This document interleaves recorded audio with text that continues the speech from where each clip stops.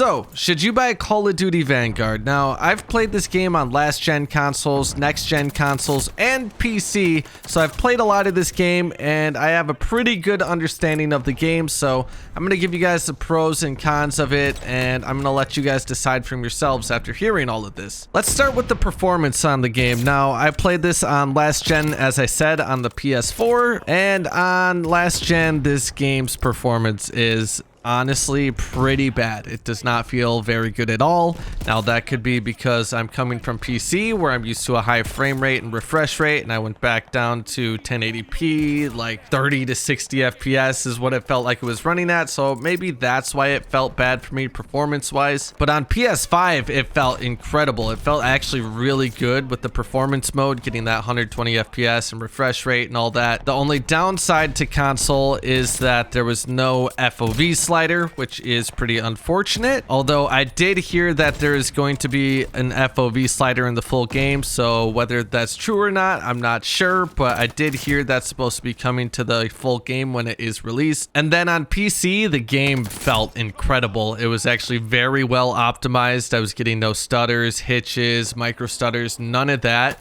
The game felt very, very good on PC. It felt smooth, and I was getting pretty good frames in this game, which is kind of surprising, to be honest, coming from playing some of the recent CODs on PC as well as Warzone. As we all know, they do not run the best on PC, so that is definitely very, very exciting for all you PC players out there. Now let's talk about the audio. The audio in this game, well, just to be completely blunt, it's terrible. It's bad. The audio is really, really bad in this game. It feels like there's almost no directional audio. It's nearly impossible to hear footsteps or any sort of audio cues. For instance, there could be a guy just 2 feet to my right just shooting right at my face and I won't hear a thing. So the audio is definitely bad and definitely needs to be improved. So hopefully that gets improved before the full game is released, although I kind of have a feeling it's not going to be.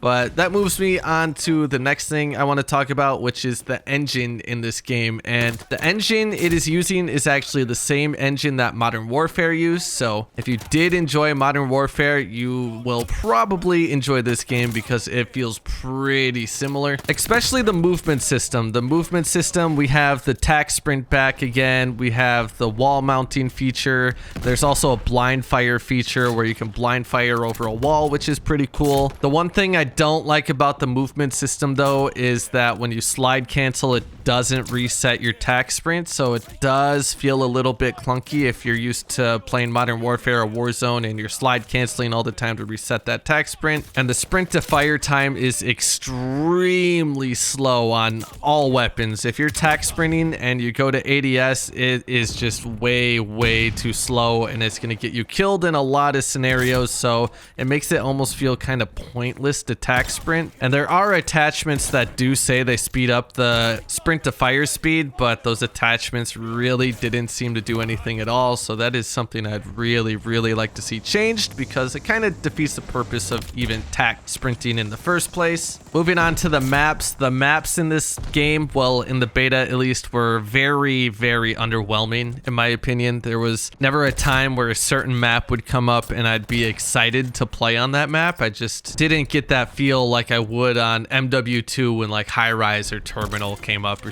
you know, something like that. But at launch there is supposed to be 16 multiplayer maps, which is really good. I think that's the first time they've done that in like 3 or 4 years, maybe even longer. I know all the CODs used to come with 16 multiplayer maps, so that is definitely promising, and I'm sure there will definitely be a few really good maps out of that bunch. I mean, how can there not? On the maps though, the spawn system is completely terrible. It seems they've gone the route, I think Battlefield does it like this, where you can spawn on your teammates. So instead of spawning at set locations on the map, you just kind of spawn on your teammates, and this really leads to the spawns just being like super sporadic, and there's a lot of times where you're spawning right on the enemy team, or the enemy team spawns directly on you, and you know, that can be very frustrating. Like in Domination, for instance, where you have C flag and B flag, and you're trying to keep them spawning by A flag. You know, normally in Call of Duty, they would spawn by the A flag there. Instead, no, they could just spawn directly behind you on your flag that you have captured. And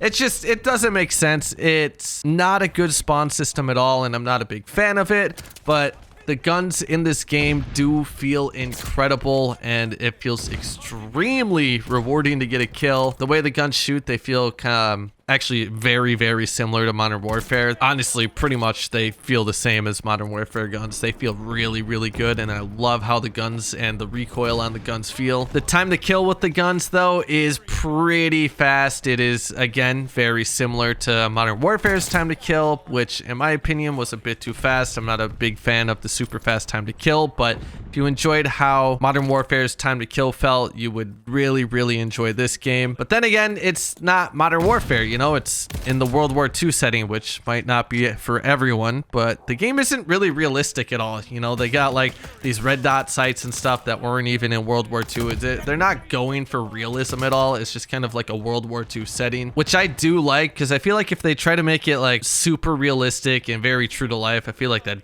make the game kind of boring, to be honest. But if you're a big Warzone player, I feel like this game could actually be great to get for you, because this game is exactly how Warzone is going to feel once the integration happens with this game in Warzone. So the movement system, how the guns feel, everything is exactly how Warzone's gonna feel. So it would be a good opportunity to get this game like a month before the integration happens and start practicing. So you will also have a chance to level up all the Vanguard guns before the integration happens if you did end up getting the game, which could be extremely beneficial, because the integration happens, you have all the guns in the game leveled all the way up, and whatever guns become meta, you got them all the way up. And as we all know, the Cold War guns, when the integration first happened, were extremely OP, and I'm assuming that's how it's going to be with the Vanguard weapons, because they want everyone using the new guns from the new game, because, you know, that's going to drive more people to buy the new game to level up the weapons easier. So most likely those guns in Vanguard are going to be extremely OP in Warzone, and using the Modern Warfare and Cold War guns probably won't even really be a viable option anymore, but you never know. We'll see how it goes. But all in all, if you're the type of person who doesn't care about Warzone at all and you just play multiplayer, just ask yourself, did you enjoy Modern Warfare?